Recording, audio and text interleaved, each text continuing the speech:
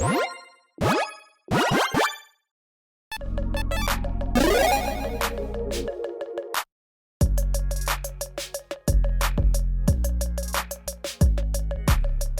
everyone, Mitch coming in from the Commander's Core studio. Welcome to the show. So, in a somewhat unsurprising, maybe, piece of news that just came out, okay, maybe it's more surprising to some others out there, but, yeah, I'm not too surprised that it appears that Wizards has become even more evil. Let's jump into it. So, obviously, there has been plenty of controversy surrounding Wizards of the Coast over the past few years. I mean, I feel like ever since the Walking Dead controversy, the Secret Lair Walking Dead controversy, things have just kind of gone downhill for a bit. I mean, we have that debacle moving on to essentially, the open game license controversy. If you didn't hear about that, did some episodes on that last year, which was pretty sad to learn about. And Wizards finally backed down at the very end of it. My goodness, but yeah, there was that as well.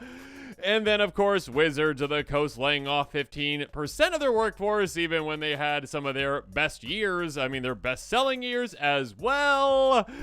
And then from there, also the controversy with the artists and exploitation and not being able to, increase the artist salary over a period of 30 years at all. And then also for artists not being able to sell on the secondary market for certain products like the Universes Beyond things as well. So there's been a lot of controversy, but now we're at a different level because Wizards is openly into gambling.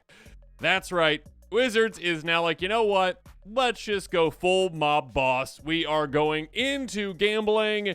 It is 2025, and we want to start the year off right. So let's talk about it right now. Here we go. Wizards of the Coast goes all in on new D&D gambling game. My goodness, you cannot make this up. A news which came as a surprise to many Dungeons & Dragons fans. Hasbro recently announced a licensing deal with the gambling company Global Games to produce a number of new products. This includes an upcoming digital slot machine entitled Dungeons & Dragons, We Want All the Money.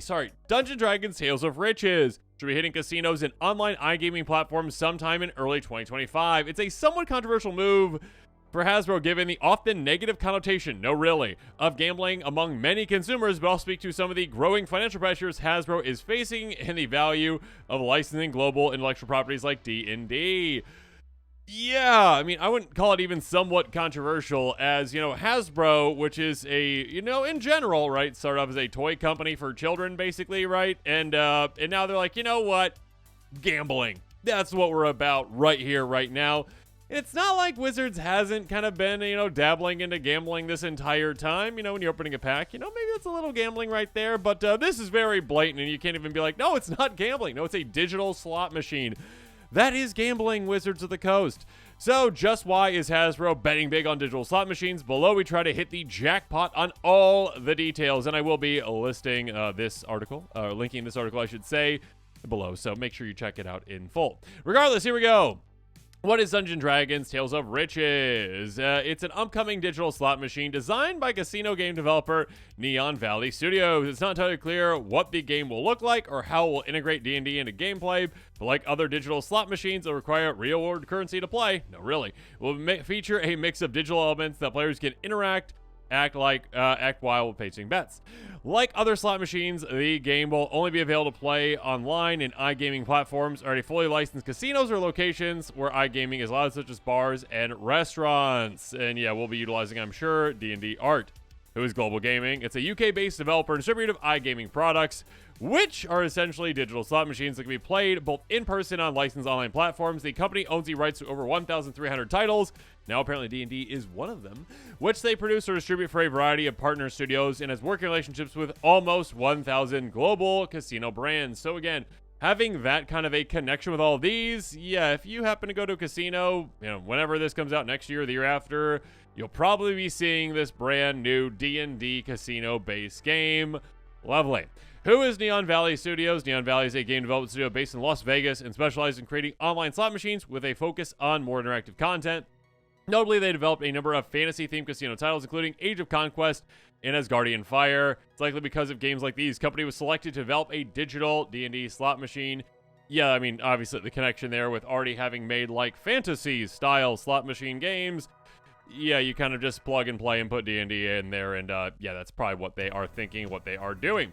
Why is Hasbro licensing out D&D to a gambling company? Well, because Hasbro likes money. It's not entirely clear why Hasbro's decided to license out the Dungeons & Dragons brand to a global online casino distributor, but like many business decisions, it likely comes down to dollars and cents. Global gambling is a highly lucrative market.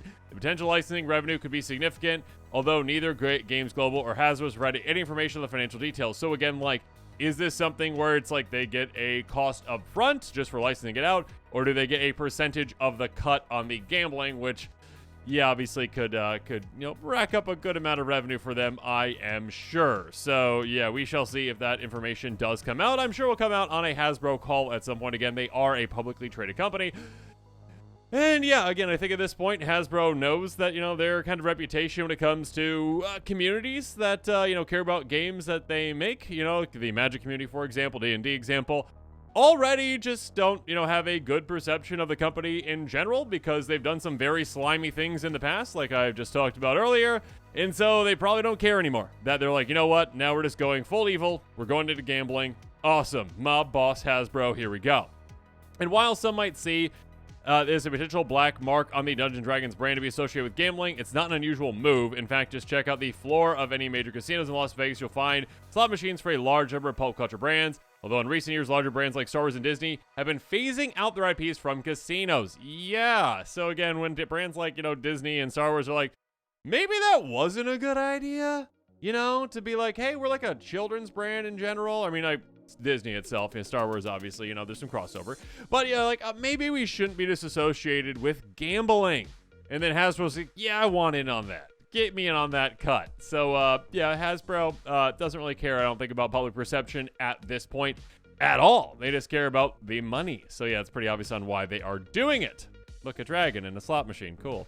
All right, final thoughts. The upcoming Tales of Riches game isn't the first time that Dungeons & Dragons has been licensing out as a slot machine. In fact, noted video game developer Konami released a D&D slot machine back in 2014, which featured many familiar aspects of the game. So while some fans might be expressing moral outrage, Hasbro is likely willing to test its luck when it comes to licensing out one of their biggest brands.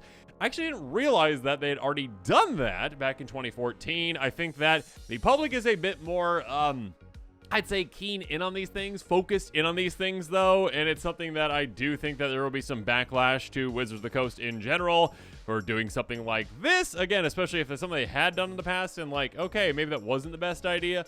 And again, a company like Disney is like, oh, we're getting out of this, and Hasbro's like, you know what, let's get right in on it.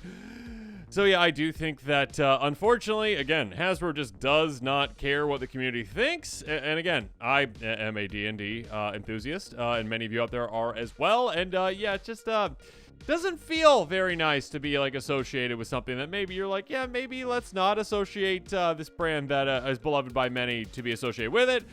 Yeah, I mean, it could just be like another year, and then all of a sudden you'll see Jace walking by, at a casino, and you're like, oh, okay, yeah, there's the Magic the Gathering slot machine. Wow. And look, the main character of it is Loot. Maybe that's why they made Loot, right? Because of slot machines. Wow, there you go. Okay, connection. Anyways, regardless, this isn't like the first foray into kind of like digital, I mean, not gambling necessarily, but when the Hasbro CEO kind of was talking recently about like, okay, we're going to start like going super heavy into digital because of their success with things like, well, Monopoly Go. Well, obviously there's some, problematic things with that as well. Just with this article from Game Rant, 17-year-old spends $25,000 on Monopoly Go. Gross. Yeah, so this is obviously another kind of just big money grab thing for Wizards, for Hasbro of the Coast. Oh my gosh. Wizards of the Coast, Hasbro. And so, obviously, yeah, they're willing to go into full gambling now. Just not even trying to hide it anymore. Not just microtransactions, but straight up gambling. Let me know what your thoughts are on all this in the comments below. And if you expect to see a Magic the Gathering gambling machine in the near future as well. And with that, this episode is coming to a close. Comment below with your thoughts on it. And of course, as always, thanks again and have a good one.